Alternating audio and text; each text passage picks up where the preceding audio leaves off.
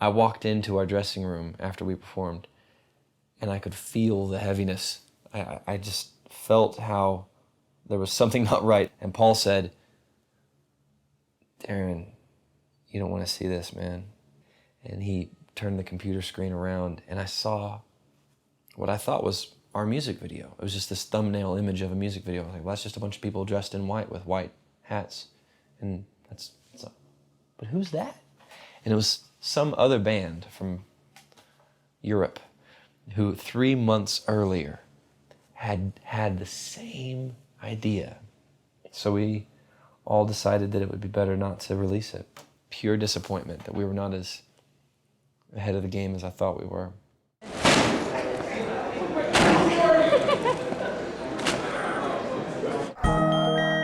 Most of the time, whenever someone comes up to you and says, "All right, I got a music video idea for you," I find that it's no reason to get too terribly excited.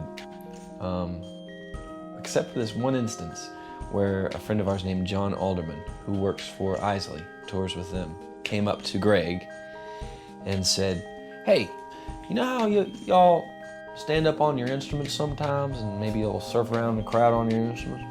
Well, I think what y'all ought to do is make a music video where you're standing on your instruments or playing your instruments, but you're all in the crowd and they're holding you up." And he walked off and Greg stood there and just thought, yeah, it's actually a great idea.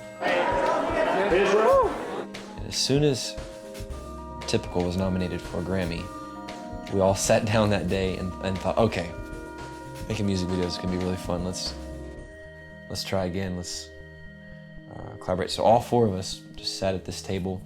We drew these pictures and had these diagrams and did a timeline. Israel came over. We all just brainstormed and without any outside influence talked about what we wanted our music video to be, and we felt like we were creating the most original music video we could possibly come up with. And we did everything we could to make me and everything else as lightweight as possible. I went on a diet, a very strict diet. I was impressed with Greg for having the ambition to piece together this plastic drum kit. He used weather stripping and spray painted it silver to make the rim, and then glued lugs onto it, and then just taped a drum head to it. By backup cymbals, I mean Tupperware plates spray painted gold. Paul's trapeze act, that was awesome. But we did a few where we dropped him from even higher, and it looked pretty scary, especially whenever they were first trying to figure out how to rig that little bar. I remember when they were first putting together, they didn't have it weighted quite right, and when he let go of it, that thing just shot up like a zip, I don't know, like a beast. That's the eyes of stress. It's the eye of worry, but it's close to the eye of redemption. Almost. One takeaway.